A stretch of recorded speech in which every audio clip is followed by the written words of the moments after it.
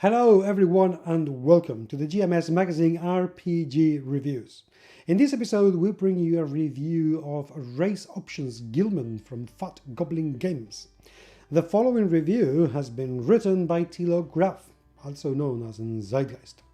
For more reviews like these, please visit his website at endzeitgeist.com, and even more, please support his Patreon. Seriously, he deserves it. The address is in the show notes and in the top left corner if you're watching the video in your YouTube channel rather than listening to our podcast. Okay, this PDF clocks in at 9 pages, which has 1 page front cover, half a page of SRD, and leaves us with 7.5 pages content. Thilo is very meticulous. This review was actually moved up in the reviewing queue at the request of one of the supporters in the Patreon of Thilo.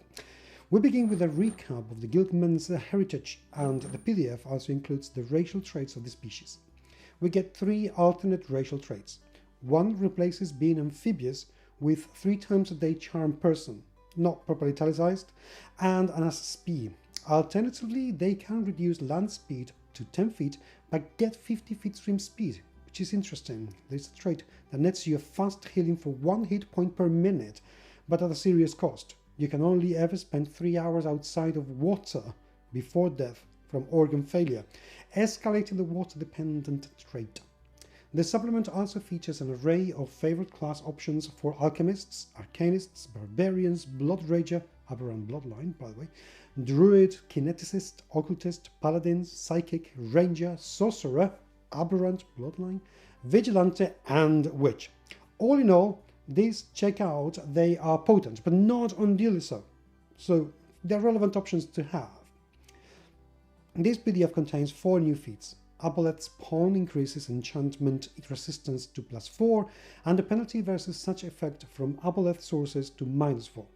You also are treated as having skill-focused knowledge and engineering for meeting the prerequisites of the Eldritch Heritage Aberrant feats, or other feats with it as a prerequisite.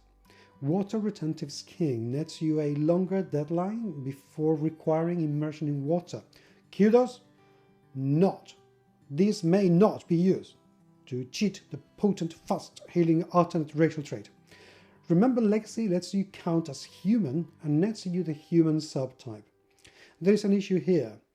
What if an effect would benefit Gillmen but penalize humans? This should be specified how such classes work. Communal Mind Gridling is a teamwork feat that nets you +1 to save versus mind affecting effects for every ally with this feat within 30 feet, to a maximum of +4. The PDF contains 2 archetypes, with the first being the sea Sentinel cleric, who is locked into the ocean's subdomain and does not get a second domain. The save DC of spells with the water descriptor increases by 1, and the archetype gets +1 to attack rolls of spells or abilities with the water descriptor, including explicitly the search domain ability. The bonus increases by 1 at 10th and 20th level. The archetype can heal any aquatic or water subtype creatures or command them with channel energy, as though per the Command Undead feat. 4th level gets rid of underwater combat penalties, including a limited range where ranged attacks take no penalty. The range of the latter ability increases. 7th level nets an animal companion as a druid at -3 levels, but the companion needs to be aquatic or the water subtype. Essentially, is a Shepherd of the Waves style archetype. The second archetype is more extensive. The Ephemeral Visionary medium replaces the default spirits with 3 destinies: history, nonce, and fate. These otherwise behave as though they were spirits. The spirit bonus of history applies to charisma checks and charisma-based skills checks, as well as fortitude saves, and the sense boon nets +2 attacks with non-spell attacks. Influence penalty applies to dexterity-related checks and reflex saves, and the taboos, including refusing aid or harmless spells, and inability to let insults stand, or demanding half the treasure. The lesser ability nets martial weapon proficiency and weapon focus with said weapon. Intermediate nets you a teamwork feat that you may share with all allies within 30 feet, temporarily as a standard action, and it may be used again when accepting influence.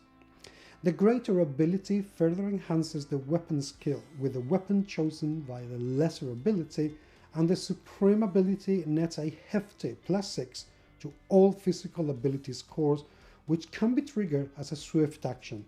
Essentially, this one acts as a warrior suite. Sounds pretty amazing. Nonce applies the spirit bonus to wisdom checks and wisdom-based skill checks, as well as, oddly, reflex saved. Expect to see will here, but I assume intention here, since fate applies the bonus to will. The Seance boon nets you swim speed. Influence penalty sees you paranoid that the Aboleth masters will get to you, preventing aid to another imposing spirit bonus as a penalty to charisma-based checks and skill checks. Taboos include slaying all aberration in sight, not leaving the water for more than an hour, or sell at least a third of what you find. The spirit abilities include seeing in water and create water as a 0 level spell, should be Kolanak. Intermediate nets you a favored terrain +2 as though a ranger, +4 if you choose water, and hydraulic push as a first level medium spell. The greater ability nets you a ranged of disarm and steal underwater a limited amount of times, accept influence for more uses, and slipstream as a second level spell.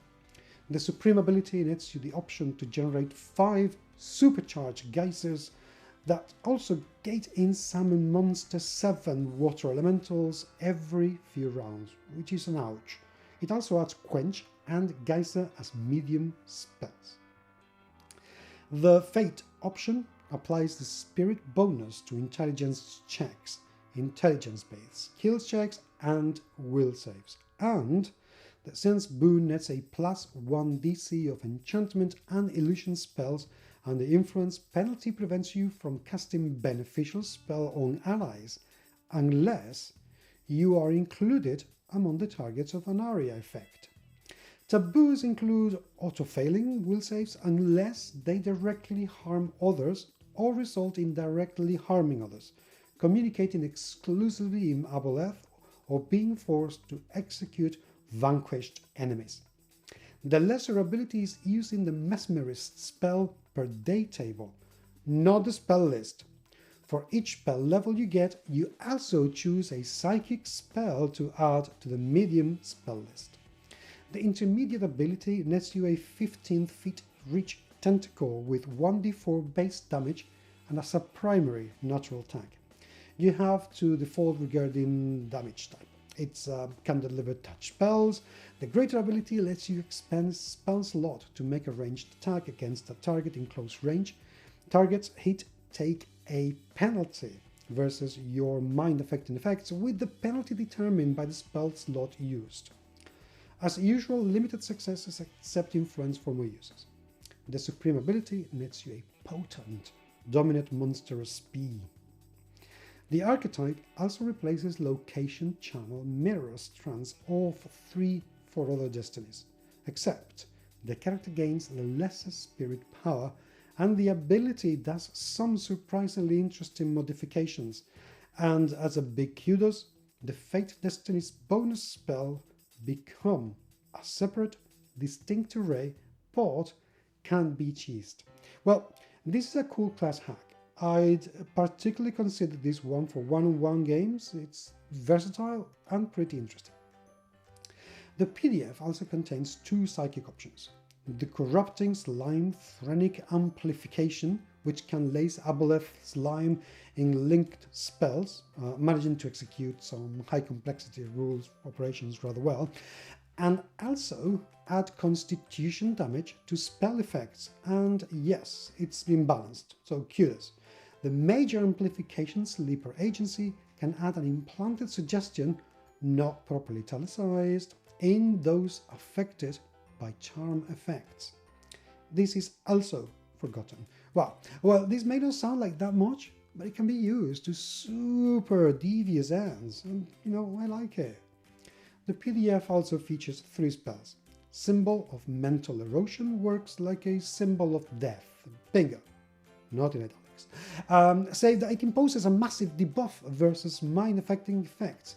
Deep Sea Armaments is a low-level spell that makes your weapon count as piercing for purposes of attack rolls and damage underwater, but not in any other ways. Kudos is the spell that explicitly states that damage type etc. remains unchanged. This is a really handy rules hole fix. Underwater Suffocation is funny, in that while the title has a typo in it, it gets the formatting of spell references right. This spell suspends the ability to breathe underwater, and the spell also has the chance of dispelling underwater breathing spells. Conclusion. Editing is good on a formal level, very good on a rules language level, and the same goes for formatting. The PDF may have some typos and cosmetics gobwoffs, but it gets often complex rules operations done right. Layout adheres to Rusted Iron Games' 2-column full color standard, and the PDF has a couple of solid black and white artworks. In spite of its brevity, it comes fully bookmarked, which is really well done. Joshua Hennington's humble title PDF surprised me in a positive manner. Whilst there are a couple of options herein that I would consider to be filler, the PDF's occult options in particular are interesting as well crafted. Surprisingly, it's not the class hack that I most liked, but the psychic options. They look simple, but are pretty tough cookies to properly pen. Anyhow, this is a solid title supplement with a few lame things. The feats are, in my opinion, superfluous at best, but also some gems. All in all, well worth 3.5 stars rounded up due to the low and fair price and the well-brought occult material. Endzeitgeist out, and so am I. Thank you very, very much indeed for watching if you are watching this on YouTube, or listening if you're listening to our podcast. In either case, please do remember to subscribe and leave us a comment or a rating, which is genuinely appreciated. And do get hold of me. If you have any comments, by all means, do let me know. I'd love to hear from you. Thank you once again, and until the next time, I will talk to you very, very soon. Take care.